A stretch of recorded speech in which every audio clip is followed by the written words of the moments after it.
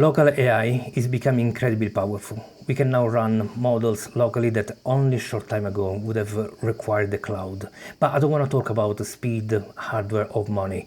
I want to talk about trust. A model running on your machine is more private, but doesn't automatically mean you understand what is inside it. A local model can still contain training choices, assumptions, limitations, and values that you cannot inspect. So the real question is not, can we run AI locally? The real question is, can we build AI that we can understand, influence, and trust? In this video, I want to connect 4 things: intelligence, speed, openness, and ownership. To understand why this matters, we first need to look at the practical problem with local model today. So there are some trade-off: intelligence versus speed. That is the main thing. Okay, so we can have sometimes a really fast model, but then it's not that intelligent, or extremely powerful model that run really slow. That is where we are working with. What we are looking for is something that is usable, ideally 30 plus tokens per second. I personally want to stay around 100 tokens per second. There are local AI trade-offs, and there are these 3 lemmas, okay, intelligence, speed, and costs. And it's really complex to manage all of them. Finding the right balance for the hardware you have is extremely important. Sometimes the trap here is, okay, I'm gonna get this super smart model, but then it's gonna be too slow. Or you're looking for the, extremely optimization for speed, and then the model become an idiot. And then there is the cost problem. The cost is connected to the quantity of RAM and the speed of this RAM. So on my scenario, I have 2 different hardware. The DGX Spark equivalent is on GX10, 128 GB of RAM, but they are slow, and RTX 5090. This hardware has an extremely fast RAM, but only 32 gigs. So I'm optimizing, and that is the compromise that you also need to take. In my case, I run when 3.6, 27 billion 6-bit quantization on the 32 GB 5090, and when 3.6, 35 billion with only 3 billion active parameters on the GX10.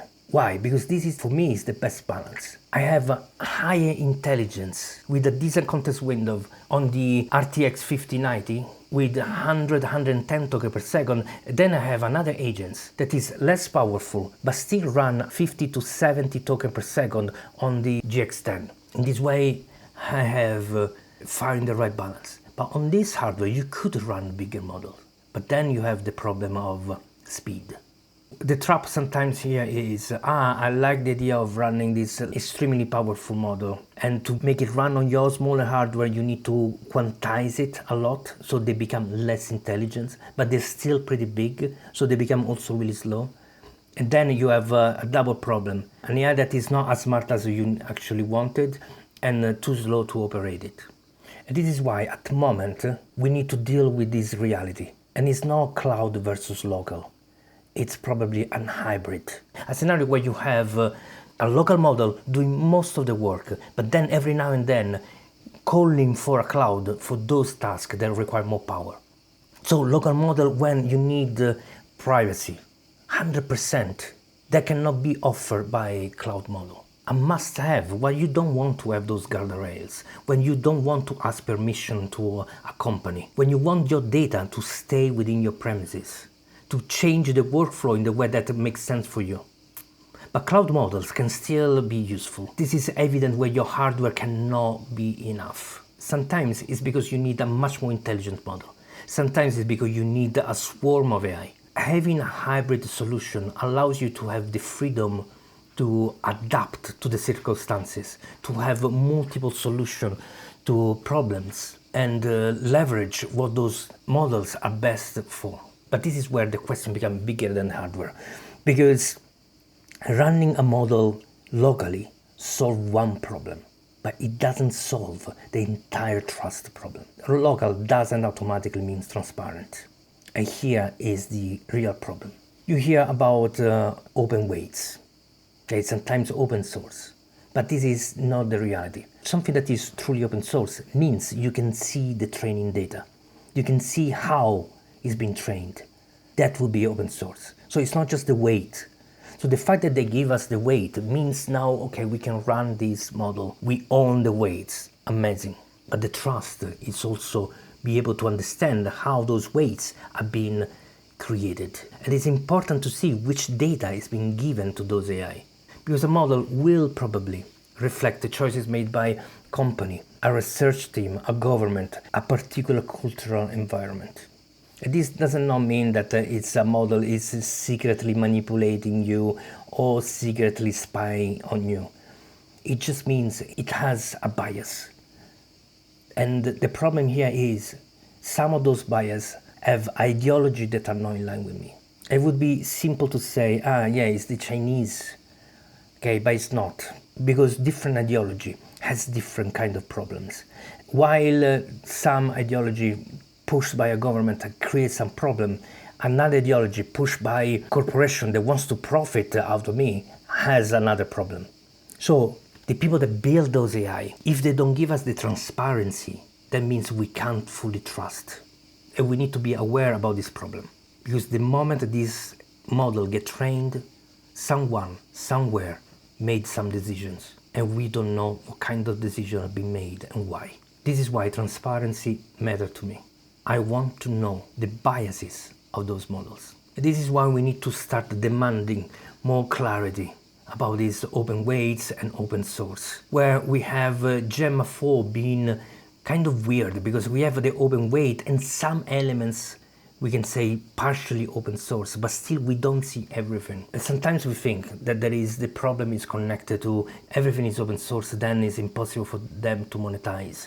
They think if they share their recipes, then everybody can copy them. But this is the lack of imagination for creating a business model that actually pays even in that kind of scenario.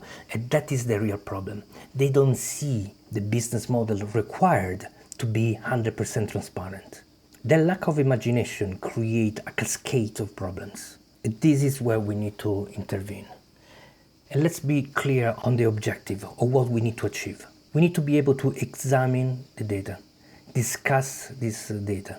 And openness doesn't mean that the AI doesn't have any biases. It just means that we can look at them. We can examine the data and maybe discuss and say, okay, we want AI to stay on that kind of attitude, that consider that kind of history, that look at the problem from a specifically philosophical perspective. We need to be able to challenge and potentially correct those biases. And the goal is to make those choices visible enough that people can decide whether to agree with them or not. Because that is all we are asking. If we want an AI that we can trust, we need to be able to see this. But transparency at this scale is basically impossible to achieve from one individual. So we need to get together. That is the whole point here. We need to bring another business model. We need to show how it's done. So instead of thinking about individual control, we need to start thinking as a collective ownership. That is the new business model. An individual cannot build every single part of this stack. So we need to move from the individual control to a collective ownership. This is the business model. This is what we should build. This is what I'm building with my community. Now, there are different elements that we need to start building. But the first thing that we need to do is to build an operation system for this AI, a system that we can control, where of course we're gonna change different models and experiment with different models, but the co-ownership of an architecture is the first layer. Then from there, we need to start collecting our training knowledge and keep them as a community ownership. Now we start deciding what bricks we want to use for the training of a model. And this doesn't mean that a model needs to be trained with everything. It just means that we have a collection of elements that we can add. This is where the direction should be going. The architecture of this co-ownership is clear. It's called the DAO, Decentralized Autonomous Organization, where we co-own the infrastructure, we co-own the community, and we co-own it connected to the amount of commitment that we have with this community, the contribution that we have with this community. Now, I invite you to join us on Discord. We work with this simple and clear philosophy.